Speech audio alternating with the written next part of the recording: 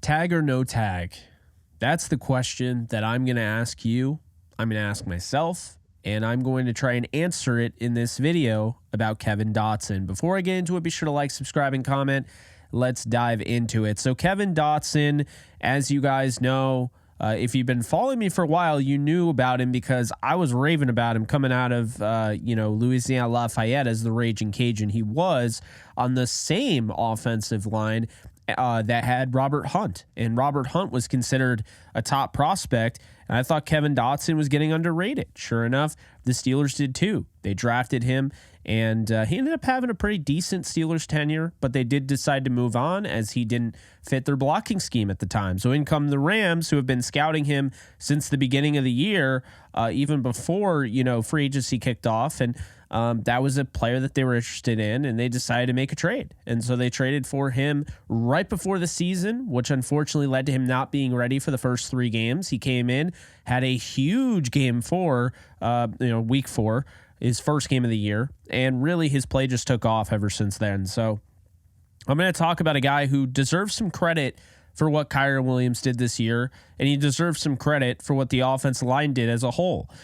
First off, he played 53 games so far for his career, 44 starts out of 68. It's important to keep in mind that he wasn't really like a go-to 100% starter early on in his career. He did work to that. First off. Second, he did miss 3 games with the Rams due to the fact he was getting acclimated to the offense, didn't know the playbook, all of that. But he was traded right before the season. So what did the Rams get out of it? Well, they got the number 2 guard, according to PFF. They got the number 1 run blocking guard and the 19th pass protection guard, allowing 20 pressures on the year, 4 sacks in 14 starts. So, a lot to take in. What do we make of that? Well, first off, like I said, if you're going to go tag or no tag, if you're going to decide whether or not you want to franchise tag this player, then you have to decide whether they're worth the tag. So first off, the guy's worth it. I mean, just off this season alone, you could say, oh, this could be a take the money and run situation where he played really well in his his contract season, and that is certainly possible for some players. Not Dotson. I'm going to explain why. So it's worth mentioning that Dotson had only played 190 snaps at right guard before he moved over there permanently for the Rams, who ended up playing over 800 snaps for the Rams, 881 to be exact.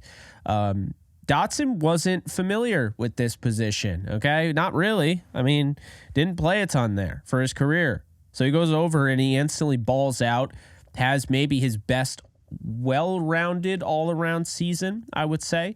I'll explain in a sec. So yeah, the Rams, he made a great first impression. But a big thing when you're going to make an investment, paying guys millions upon millions of dollars for an extension, and you're going to re-sign, a big thing here is not even to think about what you traded, because you swapped 4th and 5th round picks, whatever, and that's not a big deal, okay? They absolutely won the trade, the Rams did. The whole point of this, guys, is this guy a 1-year wonder, or is he going to bring value to my organization for years to come? That, you answer that question one way or the other. If you answer it, yes, he's going to bring value for years to come, then you have your answer whether or not you should bring him back. Because if you're going to franchise tag somebody, before you figure that out, you have to figure out if you even want them back.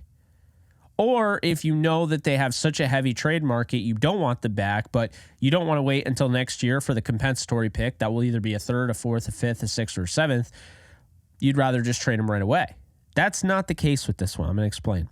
So 2022, Kevin Dotson with the Steelers was 25th overall of all guards, which is good enough to start in the league, just kind of near the bottom.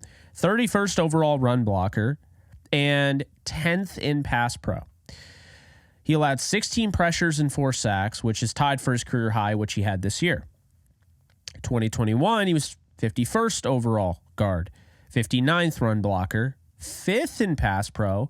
He allowed 1 pressure and 0 sacks in 8 games and 358 snaps.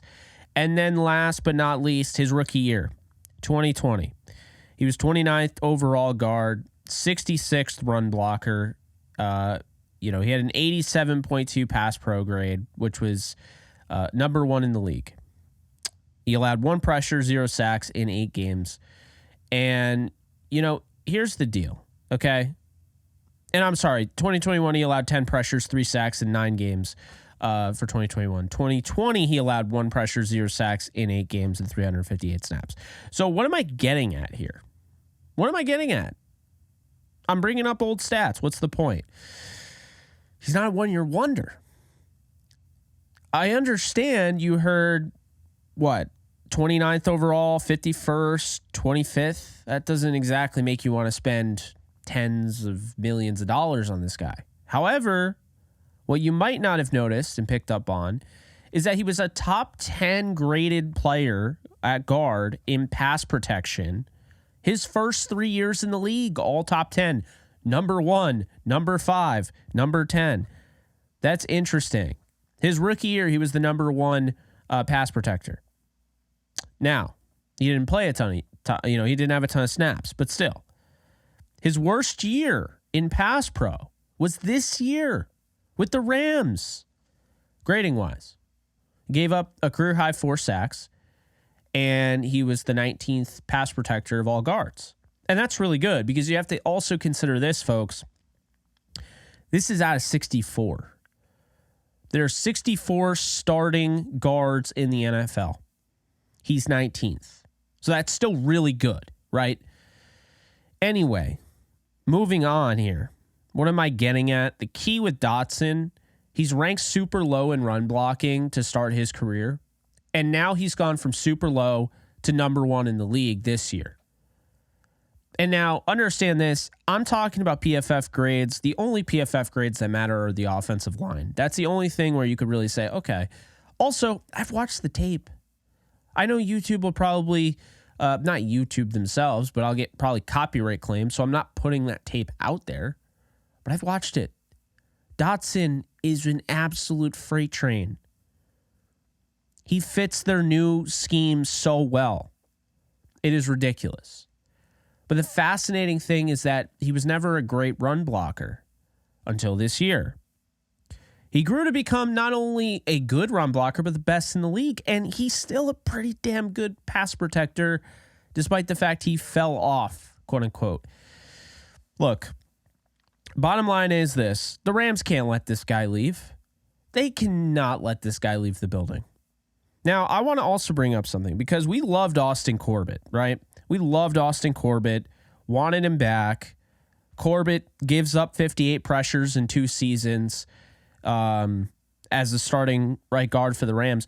And we didn't really bat an eye. We just really liked him. Like, he, solid play. What we didn't realize is that Dotson is not only better, but he's a lot better than Corbett was. A lot better. And this is nothing against Corbett.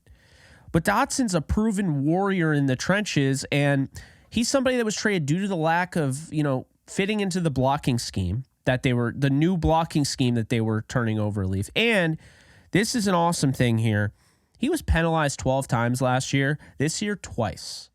So this guy has just gotten better and better and better, and he's found a home. He's found a fit. The offensive line coach is going to stay the same. Sean McVay is going to be there, obviously. A lot of the same guys are coming back. The offensive line is going to be pretty much the same unless they want to upgrade certain spots. And I'm going to get into another video where maybe we'll figure it out, but maybe Steve Avila could move to center as well, and that would kind of change the game there. But the point I'm making here is that he's going to be 28 next year. He's going into his 5th season in the league. It's a no-brainer to bring him back, okay? And don't look at 28 as like it's old, because I swear to God, people keep saying it's old, and I'm 28, okay? Don't call me old. I'm just kidding, of course. But the point I'm making here is that he's going to be 28 next year. And you sign him to a 3-year deal, it ends at him at 31. You sign him to a 4, 32. You sign him to a 5, 33. I like 32. 27 to 32 is your prime. That's your prime. Now, nowadays, anyone just sees 30 and they're like, oh, they're old. But that begs the question. I said you bring him back, but do you tag him? Well, I thought it was interesting because I had 2 sites that I did some research on. A to Z Sports had him at 4 years, $72 million, 18 million, average annual, with 36 million guaranteed. So I thought, okay, 18 million, not against that. Year one cap hit, they also added. This other site that I'm going to bring up didn't, but the year one cap hit, they have at 6 million.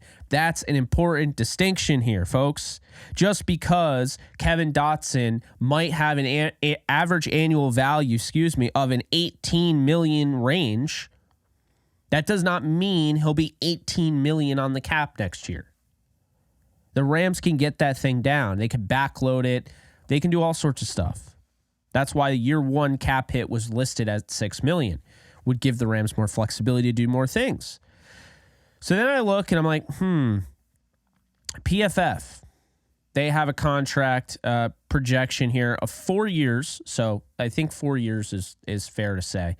4 years, $69 million. So that's a $17.25 million per year. And $41.25 million total guaranteed. So more guaranteed money, fewer total dollars, as it stands, but we're around that $17, $18 million range. So here's my thing. If the market truly values Kevin Dotson at a $17, $18 million range, well, I did some research and I can tell you right now that the projected franchise tag value for an offensive lineman is in that 19, a little bit over 19 range. Not quite 20, under that, but 19 and some change. And so you're thinking, you're like, 17, 18, 19. Okay. Are we going to play Pawn Stars here? Are we going to sit here and debate over a few mil and run the risk of losing this production next year so you have another hole to fill? Or are you just going to give him the tag now? You figure it out later. Now, keep in mind, the tag does hit your cap. It would be 19 something million against your cap. That you can't restructure. You can't do anything with it. However, he doesn't have to play under that if you sign a long-term deal. Now, I think some people would be against this because you give a guy the franchise tag and it's $19 million and say his value is 16. Well, hate to break it to you, but now you're probably going to have to pay him 19 or over that average annual. So my big thing here with Dotson, you can't let him walk. You can't let him leave that building. You can't make the same exact decision you made with Austin Corbett, who's not as good. He's not as good as Kevin Dotson. Dotson is a better player with a track record of being what he is. This is not a take the money and run season. This is who he is, and he's getting better. So I think he's the perfect fit. The new look offensive line that they have, he's the perfect fit. I'm giving him the tag. I've decided. I'm going to give him the tag. Here's why, okay? The Rams in the past, and I like to assume that this isn't the case, but it kind of feels that way when you're sitting in my shoes or your shoes or whatever. It seems like the Rams at times focus so much on signing their key players that they become free agents. They focus so much that it takes away from who they sign in free agency. Okay, I understand the compensatory pick formula, everything that has a lot to do with what they do. So they don't like signing guys right away. I think this year's different. I think this year's 100% different. You're not going to be penalized for signing guys. You just don't get compensatory picks. It cancels out. So if you lose Jordan Fuller, you lose guys like that, those picks will cancel out. Even like you get a compensatory pick, say Carson Wentz leaves. That'll get canceled out if you sign a bunch of free agents. But here's the deal. He's part of your roster right now. He won't count towards the formula. He was already on your roster. I say tag him, work hard on an extension, but I'd want him signed before free agency even hit. But I'd tag him just to make sure that if you can't come to an agreement, You have him in your back pocket. You know Kevin Dotson, number 69, is going to be the right guard for the Los Angeles Rams one way or another.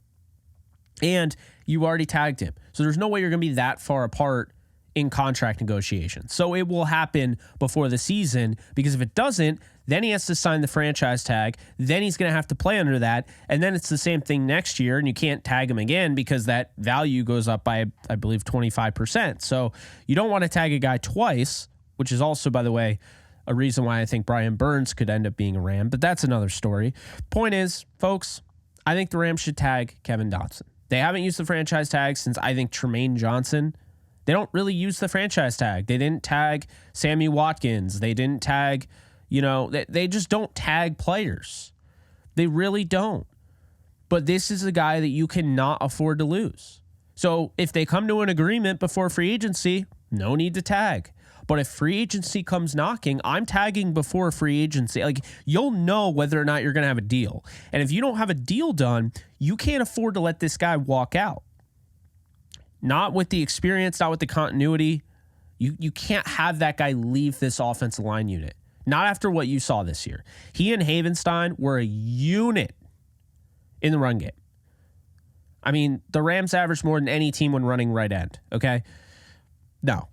You can't let him go. Tag him if you can't sign him. Simple as that. Those are my thoughts. Curious what you guys think. Tag or don't tag Kevin Dotson. I'm saying tag. There's going to be plenty more videos where this came from, so hope you guys enjoyed.